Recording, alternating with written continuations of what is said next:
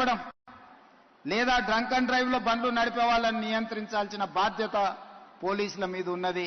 వాళ్ళ మీద కఠినంగా కూడా వ్యవహరించాలి. స్పీడింగ్ తోని మీరు చలానాలు వేస్తున్నారు, కానీ సంవత్సరం అయిన తర్వాత డిస్కౌంట్స్ ప్రకటిస్తున్నారు. దానివల్ల ఎలాగూ తగ్గిస్తారు కదా, మళ్ళీ చూద్దాంలే అన్న వ్యవస్థ ఈరోజు ఒక సమస్యగా మారింది. అందుకే పోలీస్ సిబ్బందికి శాఖకు నేను సూచన చేస్తున్నా, ఈ చలాన్స్ వెయ్యడం అనేది వెయ్యకుంటేనే నియంత్రించి వాళ్ళకు అవగాహన కల్పించాలి. తప్పని పరిస్థితిలో ఎవరి మీదైనా చలానా వేస్తే ఒక్క పైసా తగ్గించకండి.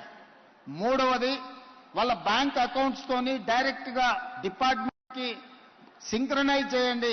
ఎప్పుడు చలానా పడితే ఆటోమేటిక్ గా వాళ్ళ అకౌంట్లోకి వెళ్ళి డిడక్ట్ అయి పోయే విధంగా ఈ రోజు బండి రిజిస్ట్రేషన్కి వచ్చినప్పుడే ఆ బండి యజమాని యొక్క ఖాతాను మీరు తీసుకోండి.